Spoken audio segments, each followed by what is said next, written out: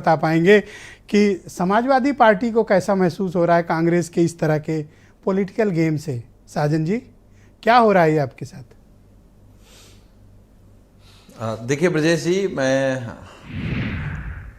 मैंने प्रस्तावना वाला भी डिबेट सुना और अभी मैं कांग्रेस के प्रवक्ता को सुन रहा था। एक बात तो साफ है कि हम सब लोग मिल करके भाजपा को हटाना है, भाजपा को हराना है, और लोग कांग्रेस में नहीं मिल रहे हैं। हम सब एक दूसरे से मिल करके इंडिया गठबंधन बनाया है। और जहां तक सवाल है कि मायावती जी कहां रहेंगी, मैंने आपकी डिबेट में कई बार कहा कि 2024 का चुनाव ब्रजेश जी दो धड़ों में होने जा रहा है। एक तरफ इंडिया गठबंधन होगा, एक तरफ एनडीए गठबंधन होगा। जो भी नेता और दल हैं उनको या तो इंडिया गठबंधन में खड़ा होना पड़ेगा या एनडीए गठबंधन में खड़ा होना पड़ेगा। या तो देश बेचने वालों के साथ खड़ा होना पड़ेगा या देश बचाने वालों के साथ खड़ा होना पड़ेगा। या तो संविधान को खत्म करने वालों के साथ खड़ा होना पड़ेगा या संविधान को और लोकतंत्र को बचाने के लिए जो इंडिया गठबंधन लड़ रहा है उसके साथ खड़ा होना पड़ेगा। तो इसमें कोई बुराई नहीं है। ये पॉलिटिकल कंपल्सन कैसे कांग्रेस किसी पर थोप सकते हैं कि तुम्हें तो यही करना पड़ेगा? रास्ता मायावती का क्या होगा ये आपकी पार्टी थोड़ी ना तय करेगी। नहीं, मुझे लगता है कि गठबंधन किसी से किसी का हो जाए, लेकिन उत्तर प्रदेश में इंडिया गठबंधन का क्या कब कैसे होगा, कौन कहां कैसे लड़ेगा, यह माननीय अखिलेश जी ही तय करेंगे। उसमें कोई दुविधा नहीं है। इस बात को हम स्वीकार कर रहे हैं, इस बात को कांग्रेस भी स्वीकार कर रही है। आप चैलेंज कर रहे हैं कि उत्तर प्रदेश में कहां से लड़ेगा, कितना लड़ेगा, ये अखिलेश यादव तय करेंगे। तो फिर कांग्रेस क्या करेगी? नहीं, चैलेंज नहीं कर रहे हैं। मैं दूसरा उदाहरण बता रहा हूं। इंडिया गठबंधन में बिहार में कौन कहां लड़ेगा ये लालू जी, नीतीश जी, तेजस्वी जी ही तो तय करेंगे। बंगाल में कौन कहां लड़ेगा ममता जी ही तो तय करेंगे। मध्य प्रदेश में कौन लड़ेगा, राजस्थान में कौन लड़ेगा ये कांग्रेस तय करेगी। दिल्ली में कौन लड़ेगा आम आदमी पार्टी तय करेगी। या आप कह पिछले दिनों जो कुछ भी मध्य प्रदेश में हुआ और आपकी टॉप लीडर मिलकर के तय करेगा। दोनों दलों के सीनियर लीडर्स पर जिस तरह की बयानबाजी हुई और बाद में पैचअप हुआ, और आज अजय राय ने सार्वजनिक तौर पर मीडिया में ऐलान किया है कि आजम खां के साथ बहुत ज्यादती हो रही है और वो सीधे पहुंच रहे हैं कल सीतापुर जेल उनसे मिलने। क्या आपको लगता है कि ये सब कुछ सहज और आपकी पार्टी के साथ ठीक हो रहा है? देखिए, अगर कांग्रेस के प्रदेश अध्यक्ष ने कहा कि आजम साहब के साथ अन्याय हो रहा है तो स्वाभाविक है, अन्याय लगातार हो रहा है। हमारे नेता माननीय अखिलेश जी ने कहा कि आजम साहब पे इसलिए अन्याय हो रहा है कि वो दूसरे धर्म के हैं, मुस्लिम धर्म के हैं, इसलिए सरकार अन्याय कर रही है। आप बताइए कितनी बार विधायक रहे, राज्यसभा रहे, लोकसभा रहे, आपको नॉर्मल लग रहा है जो कांग्रेस आपके साथ कर रही है? लोकतंत्र को बचाने के लिए इमरजेंसी में जेल रहे।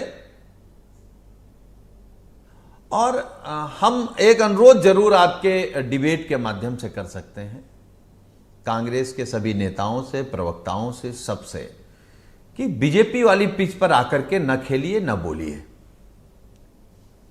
तो क्या आपको हमारे जा रहा है करके ये मानना है या आपको छेड़ा जा रहा है? नहीं, या आपकी राजनीतिक जमीन को हथियाने की कोशिश हो रही है?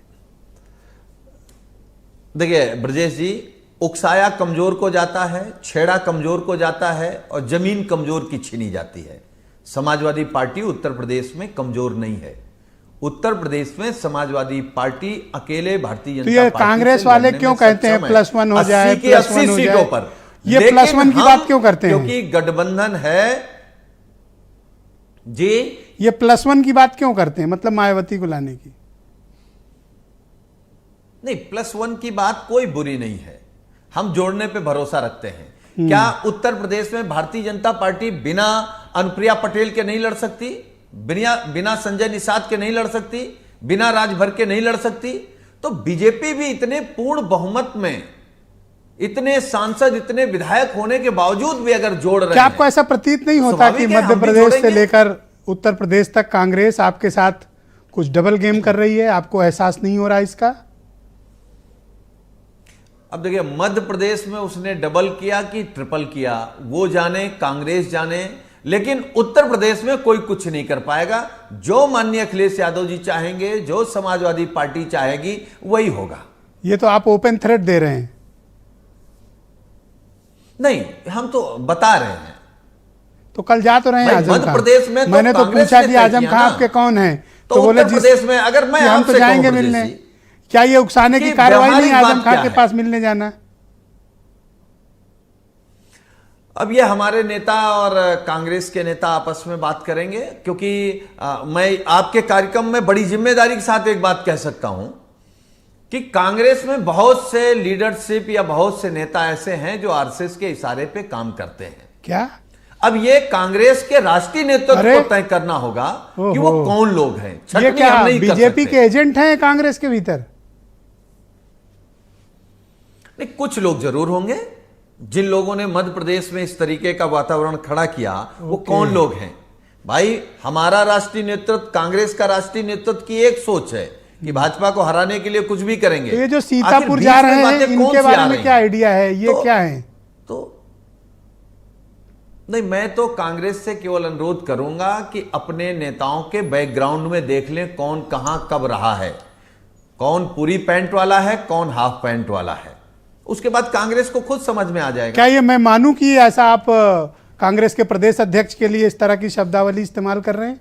नहीं, नहीं, बिल्कुल नहीं, बिल्कुल नहीं। प्रदेश अध्यक्ष हैं, सम्मानित हैं, किसी राज्य के वो प्रदेश के नेता हैं, तो उनके बारे में नहीं। लेकिन जो लोग भी इंडिया गठबंधन को तुड़वाने में, खटास डालने में, मनमुटाव करने में जो लोग भी काम कर रहे हैं, वो नागपुर देखो, से आप ही डील दोनों हो के रहे हैं। रिश्ते कितने असहज हैं। आपके स्टेटमेंट और सुधा मिश्रा के स्टेटमेंट से एकदम साफ है, और दर्शक समझदार हैं। कोई मतलब लोग बड़े पॉलिटिकल हैं। हम मतलब जो राजनीति हम आप नहीं सोच पाते, गांव में और चौराहों में बैठे लोग समझ लेते हैं।